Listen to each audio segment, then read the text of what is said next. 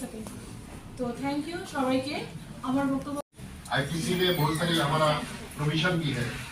আজকে সিপাহী জেলা ডিস্ট্রিক্টে ডিএম অফিসে আমাদের national commission for protection of child rights এবং Tripura commission for protection of child রাইটসের যৌথ উদ্যোগে এবং ডিএম অফিসের সহায়তা আজকের এই বিশেষত কমিটিং অ্যান্ড প্রিভেন্টিং চাইল্ড ট্রাফিকিংয়ের উপরে আজকের এই কর্মশালা।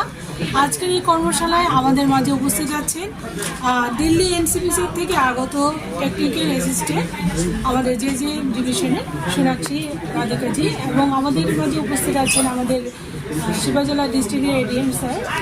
আজকের মূলত আমরা চাইল্ড ট্রাফিকিং নিয়ে আজকের এই কর্মশালা, বিশেষত আমাদের ত্রিপুরা রাজ্য কিন্তু আন্তর্জাতিক সীমানায় স্থিত, তার জন্য আমরা প্রায় মাঝে মধ্যেই দেখি যে ট্রাফিকিং হচ্ছে, সেটা বাচ্চাই হোক বা বয়স্কদেরই হোক। কিন্তু বয়স্কদের ক্ষেত্রে আমরা অনেক সময় রেস্কিউ করতে পারি, কিন্তু বাচ্চাদের আমরা করতে পারি না, যেহেতু ওরা অবুঝ কথা বলতে পারে না। আমরা মাঝে মধ্যেই আপনাদের থ্রুতে বা মিডিয়ার থ্রুতে আমরা জানতে পারি, অথবা অন্যান্য প্রশাসনের থ্রুতে আমরা জানতে পারি যে অনেক সময় বাচ্চারা ট্রাফিকিং হয়ে যায়। সেই ক্ষেত্রে আমরা কী করে ওদেরকে প্রিভেন্টিং বা কী করে আমরা প্রতিরোধ করতে পারবো, সেই বিষয়ে আজকের এই আলোচনা।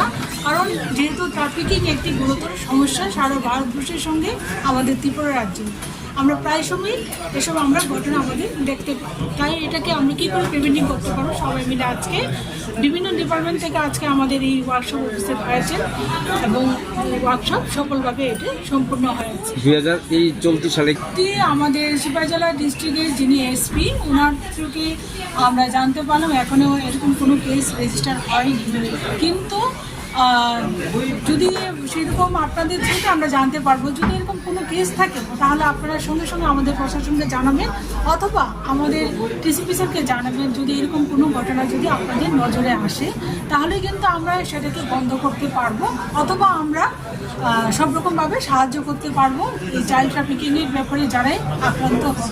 মূলত কি কারণে ম্যাডাম এই চাইল্ড ট্রাফিকিং হচ্ছে, মূলত কোন কারণটাকে আপনারা মেইন ইস্যু হিসেবে দেখছেন? বাচ্চাদের ক্ষেত্রে মূলত কিন্তু অনেকগুলি কারণে আমরা দেখতে পাই, বিশেষত বাচ্চার দত্তক দেওয়ার ক্ষেত্রে আইনি ঝামেলা একটা গুরুতর সমস্যা। কারণ আইনগতভাবে যারা বাচ্চার দত্তক নিতে চায় তাদেরকে অনলাইন রেজিস্ট্রেশন করতে হয়, অনেকদিন অপেক্ষা করতে হয়। অনেকেই যারা অভিভাবক আছেন, যারা নিঃসন্তান, তারা কিন্তু অতটা ধৈর্য ধরতে পারে না, এটা একটা মূলত কারণ। দ্বিতীয় কারণ হচ্ছে বিভিন্ন বাচ্চাদের অঙ্গ বা যারা বড়রা আছেন তারাও কিন্তু কর্মসংস্থানের লক্ষ্যে ওদেরকে নিয়ে যাওয়া হয়।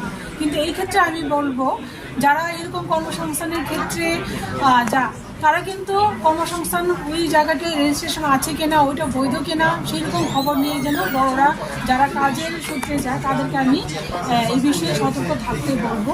বিশেষত যারা চাইল্ড ট্রাফিকিং আমরা আটকাতে পারবো এই কারণ এইভাবে, যদি অভিভাবক বা জনসাধারণ যদি সচেতন হয় তাহলে কিন্তু আমরা চাইল্ড ট্রাফিকিংটাকে আটকাতে পারবো। এবছর না হলেও সিপাহী জেলাতে গত কয়েক বছরে বেশ কয়েকটা বাচ্চা ট্রাফিকিংয়ের শিকার হয়েছে, সেক্ষেত্রে এগুলো কি উদ্ধার করা সম্ভব হয়েছে বা কি আছে? এখনো অবধি সিপাহী জেলা ডিস্ট্রিক্ট তো নয়, ওয়েস্ট ডিস্ট্রিক্টে একটা ঘটনা হয়েছিল কিছুদিন আগে, একটা বাচ্চাকে খুঁজে পাওয়া যাচ্ছে। তো এই ক্ষেত্রে মা বাবার উপরে কিন্তু সন্দেহটা হয়েছিল, পুলিশ এখন এটা ইনভেস্টিগেশন করছে এবং ওটা তদন্ত চলছে। কিন্তু সিপাহী জেলার সরকারিভাবে কিন্তু আমাদের কাছে সেরকম কোনো রেজিস্ট্রেশন কেস নেই এখনো অবধি। আমরা বিভিন্ন সময় পত্রপত্রিকায় দেখতে পাই যে অর্থনৈতিক একটা বিষয় থেকে থাকে, দারিদ্রতা একটা বড় বিষয়, এটাও কি ট্রাফিকিং এর একটা বড় কারণ? অনেকে সন্তান বিক্রি করে দেয়, এই ধরনের অভিযোগ আসে। এটা তো অবশ্যই আছে দারিদ্রতা, কিন্তু আমাদের এখন ভারতবর্ষে যিনি প্রধানমন্ত্রী কিন্তু সব ক্ষেত্রেই দারিদ্রতা যেটা দূর করা যায় সব রকম বিষয় কিন্তু স্কিম তৈরি করা হয়েছে, একদম সাহায্য করা হচ্ছে যতটুকু সম্ভব। এখন সেরকম দারিদ্র বলতে কিন্তু কেউ নেই, না খেতে পেয়ে মারা যায় সেরকম কেউ নেই কিন্তু আজকাল। সব ক্ষেত্রে রেশনে আমরা বিনা পয়সায় চাল দেওয়া হচ্ছে বিপিএলদেরকে, বা অন্যান্য রেগার মাধ্যমে ওদেরকে সাহায্য করা হচ্ছে আর্থিকভাবে।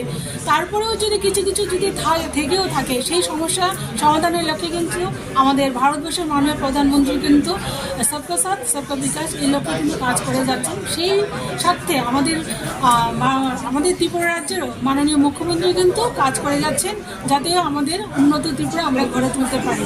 তো সেই ক্ষেত্রে সেক্ষেত্রে কিছুটা আমরা দেখছি এখন বিশেষত সিপাহীজলা ডিস্ট্রিক্ট কিন্তু চাইল্ড ম্যারেজে একটু পার্সেন্টেজটা বেশি, কারণ চাইল্ড ম্যারেজ আমরা অ্যাওয়ারনেস করে যাচ্ছি আমাদের কমিশনের তরফ থেকে এবং ত্রিপুরা রাজ্যের প্রশাসন থেকেও কিন্তু আমরা অ্যাওয়ারনেস করে যাচ্ছি, যেটাকে চাইল্ড ম্যারেজ যেভাবে হোক নির্মূল করার জন্য। কিছুটা আমরা চাইল্ড ম্যারেজও দেখি, ট্রাফিকিং হওয়ার আমরা দেখি, খবর পাই মাঝে মধ্যে। যতটুকু সম্ভব আমাদের কাছে যদি আসে এইরকম কোনো খবর, তাহলে আমরা কিন্তু সঙ্গে সঙ্গে ওইটাকে যেভাবে হোক রেস্কিউ করার জন্য চেষ্টা করে যাই এবং পুলিশের সহায়তায়, বিশেষ করে পুলিশ যদি সহযোগিতা না করে সেই ক্ষেত্রে আমরা ওই পার্টিকে বা আমাদের কাছে যদি খবর আসে তাহলে আমরা কিন্তু যথাসম্ভব চেষ্টা করি ওদেরকে সাহায্য করার জন্য। ম্যাম আপনার নামটা ডেজিগনেশন? হ্যাঁ, আমার নাম জয়ন্তী দেববর্মা। আমি Tripura commission for protection of চাইল্ডের চেয়ারপারসন, অর্থাৎ ত্রিপুরা রাজ্য শিশু সুরক্ষা অধিকার কমিশনের চেয়ারপারসন। এবং আমার সঙ্গে আছেন আমাদের এডিএম স্যার এবং আমাদের দিল্লি থেকে আগত সোনাক্ষী সিনহাজি, যিনি যে ডিভিশনের সিনিয়র কনসালটেন্ট।